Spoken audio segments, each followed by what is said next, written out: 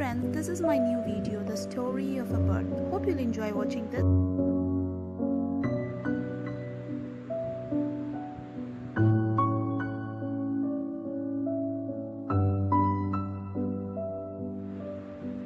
So that young bird.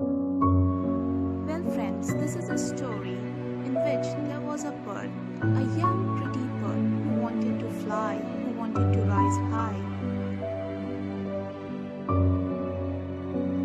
Now that bird will reach high on where she wanted to be. She'll achieve her dream. She'll build her own nest. That is what she wanted.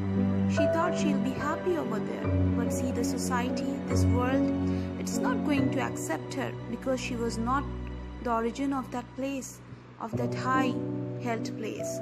She was there happy. She achieved her dream, but she was lonely. And so she thought to come back to her own world.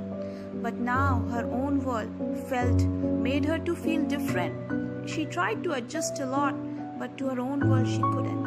A caste. This is the destiny. This is the destiny. She was left of nowhere. She wanted to be like lost. But where she'll go? She has no land of her own. This is all about her.